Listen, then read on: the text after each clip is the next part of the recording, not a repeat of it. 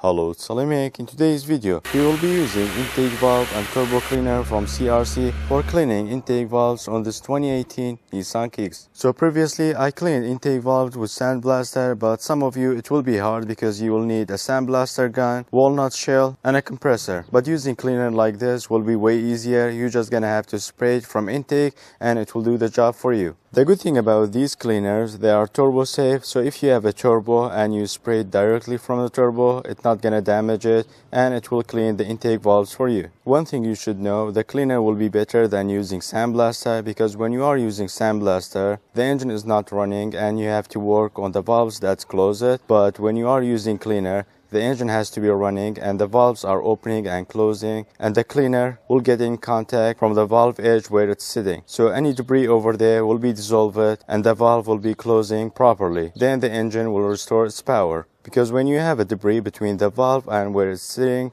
the engine will lose its pressure. Then you will feel the engine not having enough power. But when you have a contact between the cleaner and the debris, it will dissolve that carbon and then the valve will be sitting properly. So that's a good thing between using cleaner and sandblaster. So before using any cleaner or intake valves, I like to look at it, how it's looking before using cleaner. So for that, I have in-scope camera with me and I try to go through throttle body and then the intake so I can reach the intake valves. But the shape of the intake is a bit complicated. I can't run the camera through to the intake valves. So I'm gonna have to remove the intake and show you how it looks. And then I'm gonna put it back and then use the intake valve cleaner. Removing intake manifold will be different from car to car. So for this car, we have 3 nuts and 2 bolts and 1 bolt is here.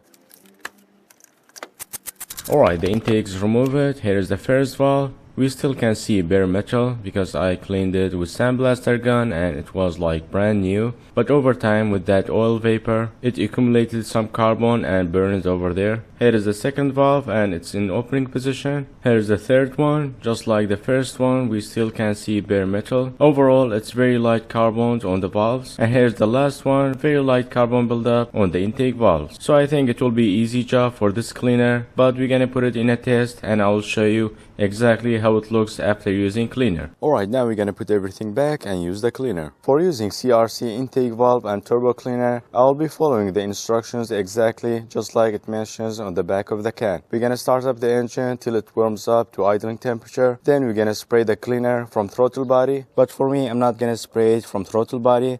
I'm gonna be using this vacuum line and spray it here, and the reason for that, when I'm spraying from throttle body, the first valve will take so much cleaner and the last valve not getting that much. So I'm gonna be spraying from this vacuum line and it will be distributing evenly. So after the engine reach idling temperature, we're gonna hold the RPM on 2000 and spray the cleaner. We're gonna be spraying the whole can and then increase the RPM till 3500 few times. And after that, we're gonna shut the engine and let it cool for 1 hour. And after that, we're gonna hit the highway to clean all that carbon. Alright, now we know what we need. Let's start up the engine.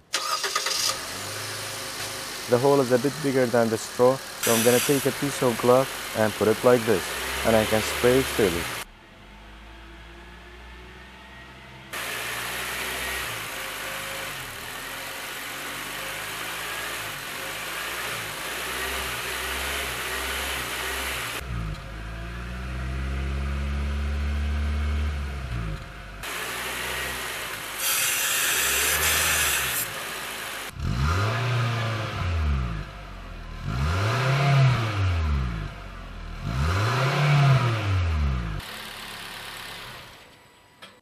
Alright, I just used the whole can. Now we're gonna wait for 1 hour and then hit the road.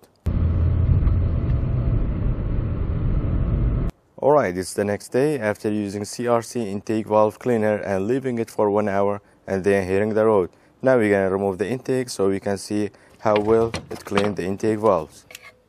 Alright, here is the first valve. You might be surprised because you will say this is before, but no, it's after using the cleaner. I think the reason for that, maybe I had some resting oil or carbon in the intake and that cleaner washed all that debris and sent it to the intake valves and stayed over there. And here is how it looks before using cleaner. We can see bare metal and it's already dry and clean, but after using the cleaner, it got worse. Alright, here is the second valve. There's a difference before using cleaner and after using cleaner. Overall, when we look at it like this, it looks wet and looks like it has more carbon. But if we look at the valve where it's sitting, if we compare it with before picture, we can see here it looks jagged and not clean.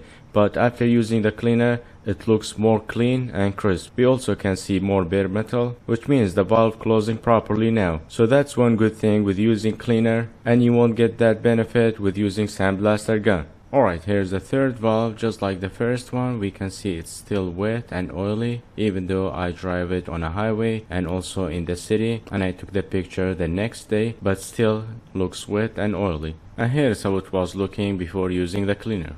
Here is the last valve. We don't see big changes except where the valve is sitting. It looks more clean and bare metal. It doesn't have to be completely clean, but where the valve is sitting, this is the important part. Even the valve's not looking clean if we compare it with before pictures, but the car responding way better than before. Alright, I just cleaned where the gasket is sitting. Now we're gonna put the intake back and we are done.